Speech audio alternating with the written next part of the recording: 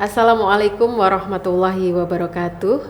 Sahabat religi, selamat datang di podcast Kemangi, kabar Kemenak Pati.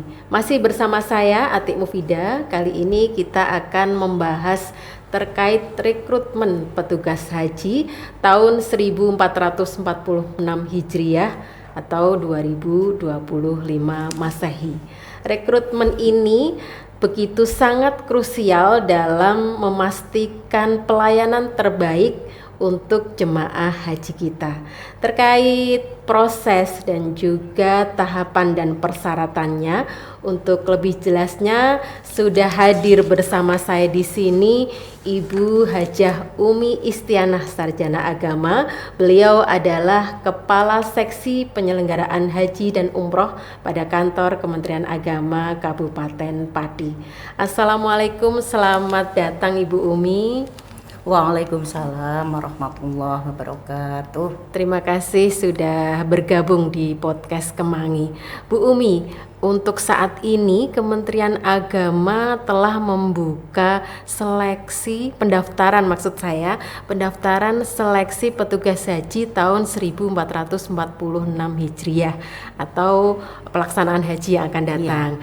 Nah, Bu Umi bisa dijelaskan bagaimana persyaratan, tahapan-tahapannya, atau barangkali apakah ada persyaratan khusus yang harus dipenuhi bagi masyarakat atau teman-teman yang ingin mendaftar menjadi petugas haji?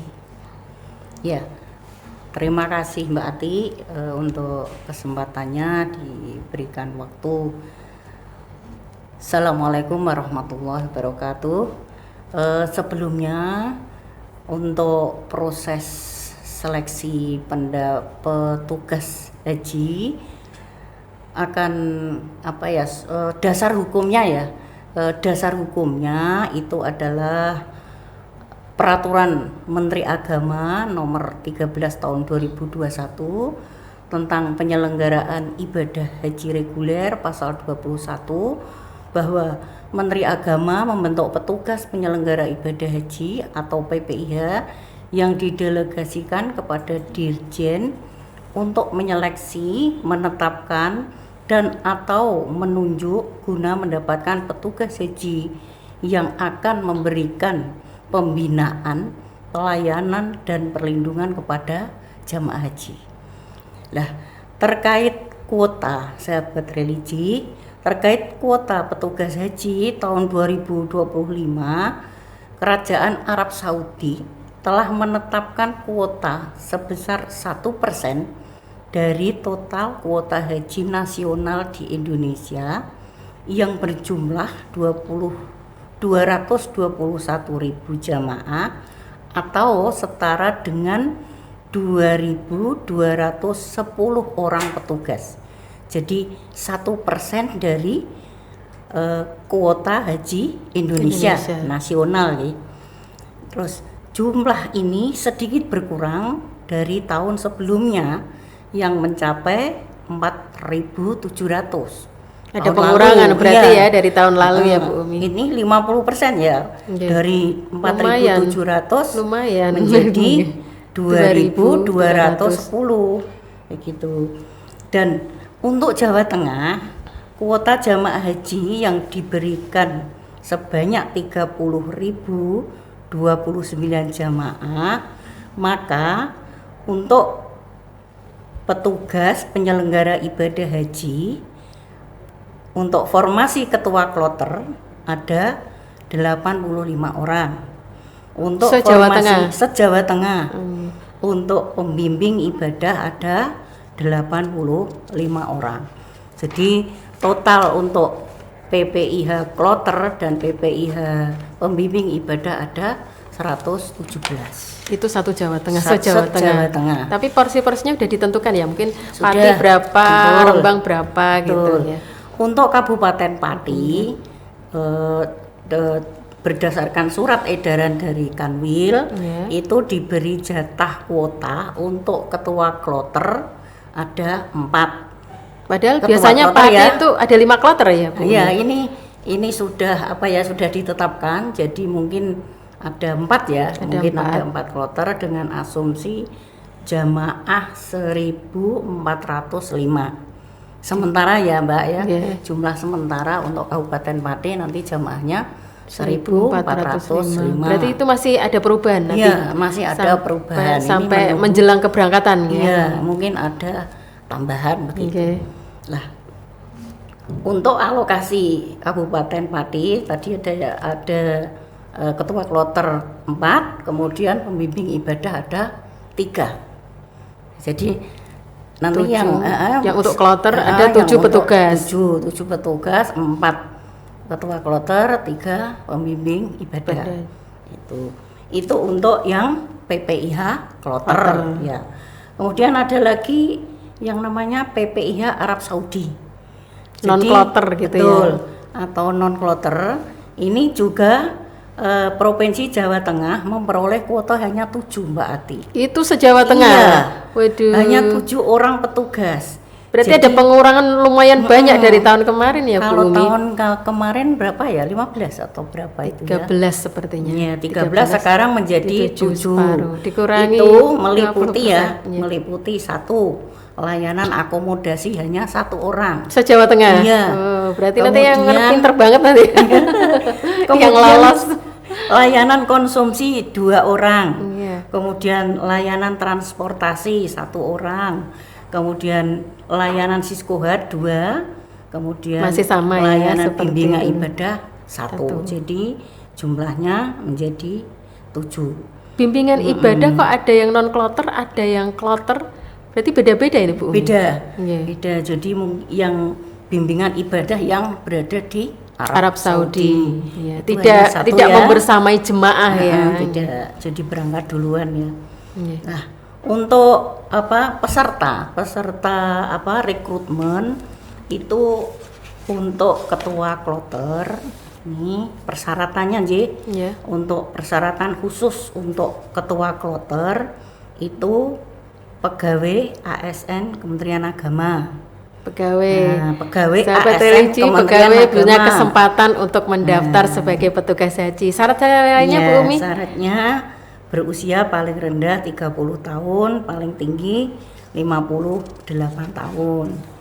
Memahami fikih, manasik dan alur perjalanan haji. Memiliki kemampuan memimpin atau leadership, koordinasi dan komunikasi. Diutamakan berpendidikan paling rendah sarjana di bidang agama Islam. Sarjana ini ya, agama. Ketua kloter ya Mbak, ya, diutamakan. Berarti jadi, boleh yang selain sarjana agama, boleh, tapi lebih diutamakan bidang pendidikan agama Islam. Kemudian diutamakan sudah menunaikan ibadah haji. Tapi ya dibuka juga untuk yang belum punya kesempatan yang belum pernah berhaji juga punya kesempatan untuk mendaftar. Ketua kloter. Diutamakan mampu berbahasa Arab atau bahasa Inggris. Itu untuk ketua kloter. Kemudian untuk pembimbing ibadah kloter berusia paling rendah 35, paling tinggi 60 tahun. Telah menunaikan ibadah haji. Wajib itu yang wajib ini ya. Iya. Jadi yang belum berhaji nggak bisa nih daftar untuk formasi pembimbing. Tidak memenuhi syarat kan? Tidak memenuhi syarat administrasi ya. Iya. Sudah telah menunaikan ibadah haji, kemudian memiliki sertifikat pembimbing manasik. Dan ini mandatori Mbak. Iya. Jadi untuk formasi PPIH pembimbing ibadah itu wajib mempunyai sertifikat pembimbing profesional. Tidak hanya yang sudah berhaji saja. Iya. Terus untuk mendapatkan sertifikat ini gimana Bu Umi? Pembimbing ibadah itu harus sudah haji ya. Iya. Yang mendaftar otomatis yang harus sudah berhaji. Ditambah dengan sertifikat. Itu wajib berarti? Wajib. Untuk tahun ini diwajibkan. Bukan yang diutamakan bukan ya, tapi wajib harus. Ya. Jadi kalau upload dokumen tidak ada sertifikat, otomatis dinyatakan tidak lolos administrasi, atau tidak memenuhi syarat. Gitu. Ya. Kemudian memahami fikih, alur perjalanan haji, berkomitmen melaksanakan tugas bimbingan manasik kepada jamaah. berpendidikan paling rendah sarjana, Mbak. Ya. Diutamakan mampu berbahasa Arab. Nah, ini untuk PPIH kloter. Kemudian yang berikutnya adalah PPIH Arab Saudi atau non kloter. Nah, PPIH Arab Saudi atau non kloter ini boleh diikuti, tidak harus pegawai ASN, Mbak. Bisa masyarakat. Bisa masyarakat bisa, umum maksudnya? Iya. Atau harus dari ormas tertentu atau gimana? Syaratnya harus dari ormas ya. Atau pondok pesantren gitu ya. Atau dari perguruan tinggi Islam. Itu bisa mengikuti, tapi kuotanya tetap 7 loh ya kayak tadi. Ya. Tetap memperebutkan yang 7 ini ya. 7, berarti 7 ini diperebutkan baik oleh PNS maupun luar PNS. Iya, betul. Wow. Ini ya bersaing ya. Bersaing sangat ketat ya Bu Umi. Ya, 7 sih. Nah, ini untuk pendaftaran di link itu kan bisa milih ya. Ini pendaftaran PPIH Arab Saudi atau PPIH kloter itu bisa. Jadi untuk tilok lokasi ujian atau CAT itu ada pilihan, Mbak. Pilihannya itu tilok di Kemenak atau tilok di Kanwil. Oh, bisa berarti ya. Mungkin pelamar yang mungkin dekat dengan Kanwil bisa milih di sana. Jadi begini, kalau untuk ormas atau ponpes atau perguruan tinggi selain Kementerian Agama itu diarahkan ke tiloknya di Kanwil. Itu. Jadi untuk ASN Kementerian Agama tiloknya di Kementerian Agama begitu. Tapi kalau sudah terlanjur milih tilok di Kementerian Agama Kabupaten, ya enggak apa-apa. Karena kalau sudah sudah terlanjur upload, sudah terlanjur di link itu sudah ditulis itu tidak bisa dirubah, Mbak. Tidak bisa diedit tidak bisa. Jadi sudah masuk sistem. Sudah masuk sistem tidak bisa. Dan kalau ada persyaratan yang misalnya mau diedit atau diperbaiki, mau di-upload lagi tidak bisa. Berarti kalau jadi sekali upload kemudian dia tidak memenuhi syarat ya otomatis gagal. Misalnya gini juga. Ya, tadi saya udah upload ternyata ini sertifikat apa itu tadi yang untuk pembimbing itu lupa nggak saya upload, berarti itu udah otomatis sudah dan ini nggak bisa lagi yang diperbarui gitu. Dan itu sudah by system mendapatkan balasan WA dari pusat, dia tidak memenuhi syarat begitu. Baik Bu Umi, tadi persyaratan tahapan-tahapan sudah dijelaskan. Yang belum ini bisa dijelaskan Bu Umi dari tanggal berapa sampai tanggal berapa, terakhir sampai tanggal berapa untuk rekrutmen petugas haji ini? Ya. Untuk tahapan pelaksanaan ujian gitu ya, pendaftarannya dulu mungkin udah dimulai dari kemarin ya. Meskipun ini sudah agak terlambat ya. Ini untuk pendaftaran tanggal 7 sampai dengan tapi kan masih ada kesempatan November. Masih ada 1 minggu lagi ya. Masih dibuka kesempatan 1 minggu lagi. Terakhir dari Jumat, Mbak. Berarti 5 hari lagi. Ya, masih ada. Dari hari sekarang. Kemudian batas akhir submit dokumen pendaftaran itu ya di link itu tanggal 15 November hari Jumat.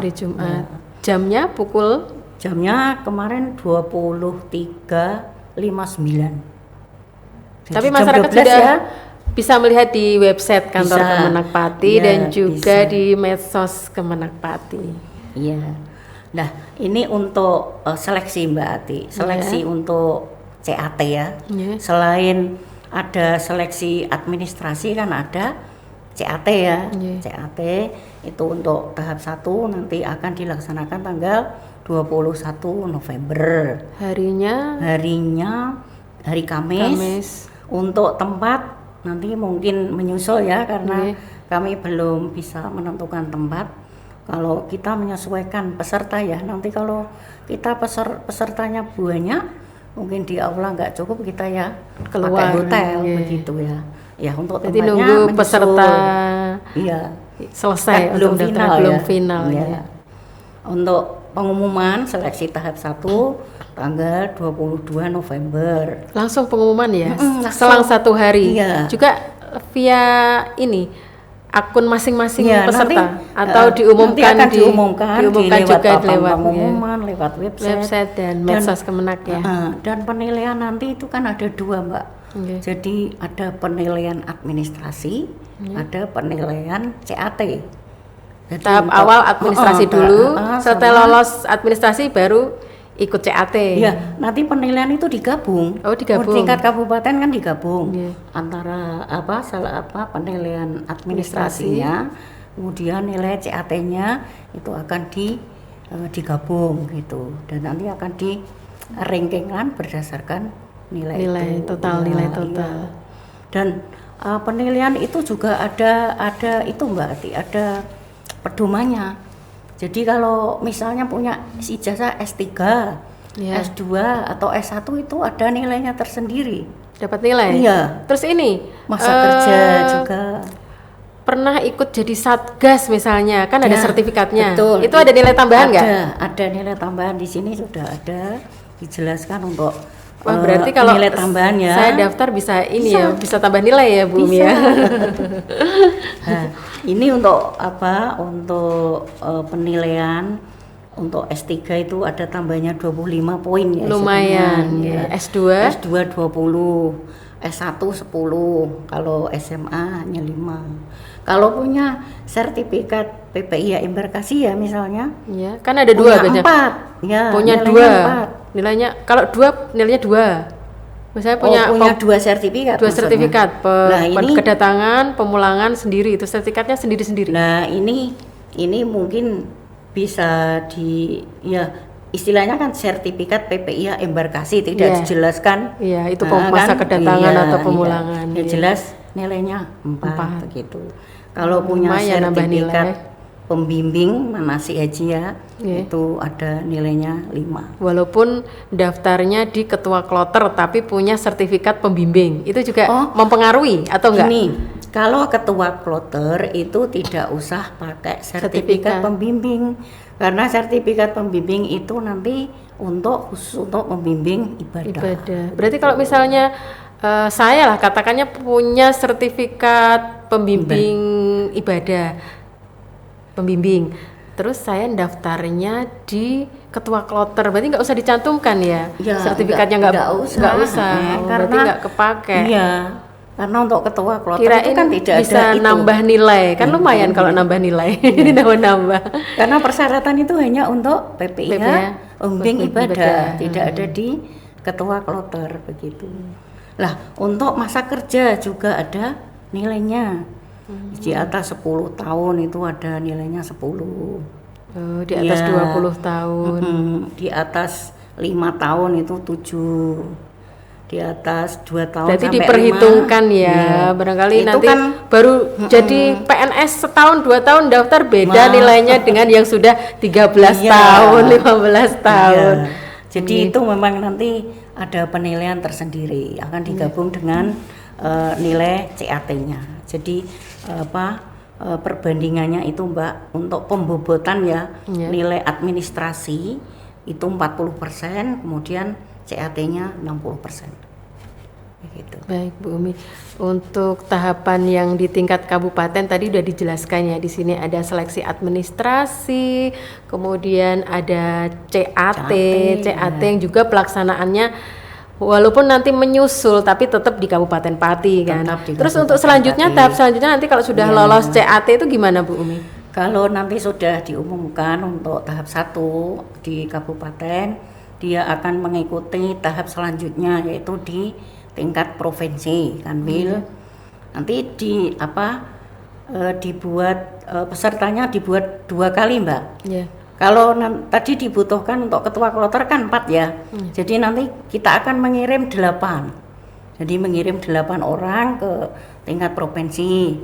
Kalau yang pembimbing ibadah kan 3. Kita nanti kirim 6 begitu.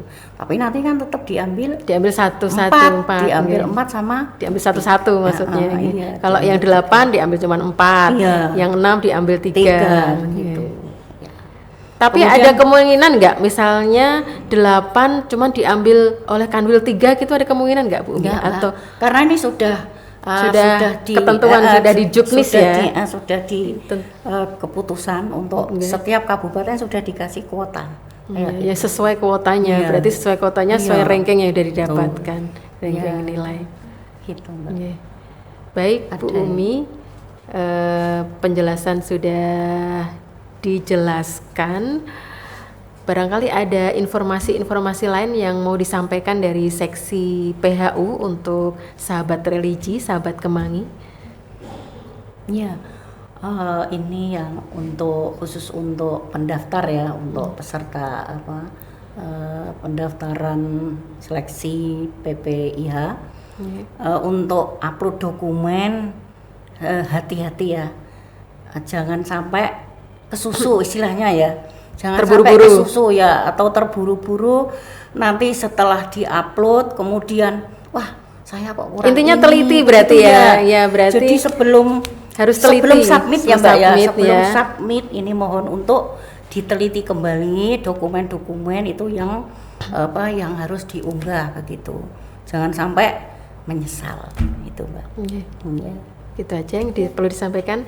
Terima kasih banyak Bu Umi atas penjelasan yang sangat informatif dan jelas. Semoga proses rekrutmen petugas haji tahun ini berjalan lancar dan menghasilkan petugas-petugas yang berkompeten untuk mendampingi jamaah haji kita di Tanah Suci.